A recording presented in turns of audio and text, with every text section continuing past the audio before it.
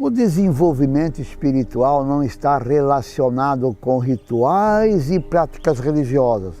Relaciona-se, isto sim, com o milagre da vida. Falando sobre espiritualidade, um mestre sufi disse certa vez: um rio passa por muitos países e cada um o chama à sua própria maneira, mas há somente um rio. Não sabemos exatamente quando o primeiro ser humano ajoelhou-se junto a esse rio e bebeu de suas águas espirituais.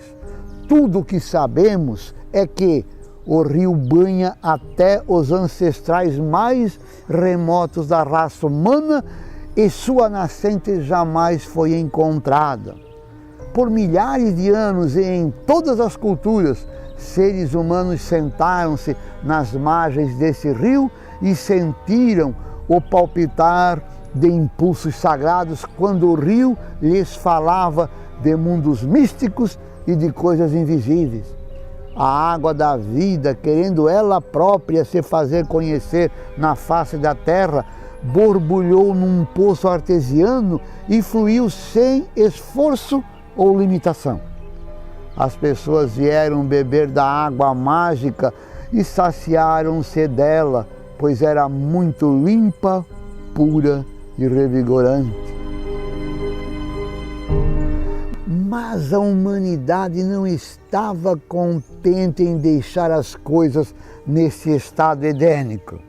Aos poucos começaram a cercar o poço, a cobrar entrada, alegar a propriedade das terras em volta, elaborar leis para aqueles que conseguissem chegar ao poço e a pôr cadeado nos portões.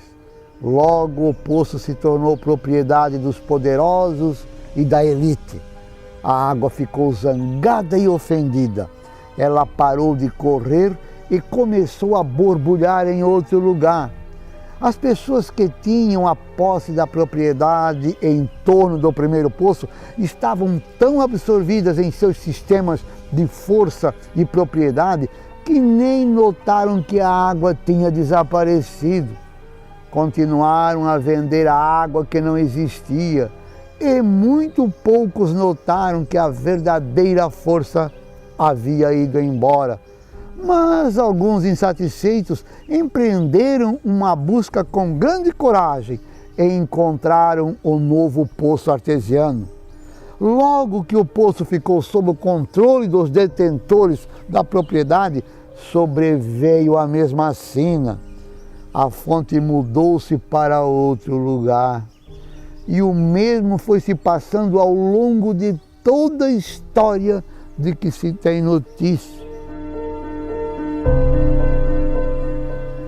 De acordo com o analista junguiano Robert Johnson, a água está correndo neste momento da história como sempre, mas ela corre em alguns lugares insólitos. Muitas vezes tem cessado de correr nos locais de costume e chegado às localidades mais inesperadas. Mas bom, por enquanto a água ainda está lá. A espiritualidade é mantida pela água da vida que flui livremente. Porém, a exemplo do que a história sugere, a religião institucionalizada desde sempre cercou a água, pôs cadeado nos portões, estabeleceu regras para dizer quem pode e quem não pode ter acesso a ela.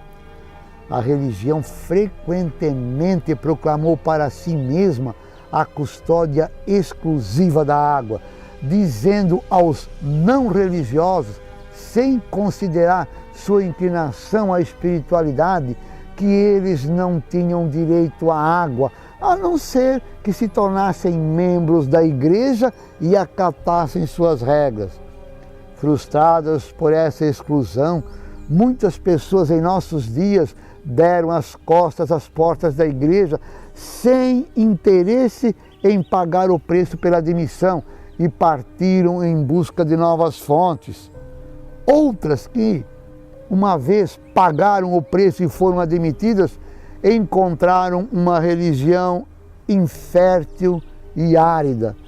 percebendo que estavam comprando promessas vazias e uma água que não existia, juntaram-se às fileiras daqueles que buscam uma nova espiritualidade fora dos quadros, das paredes da religião tradicional. Triste, triste.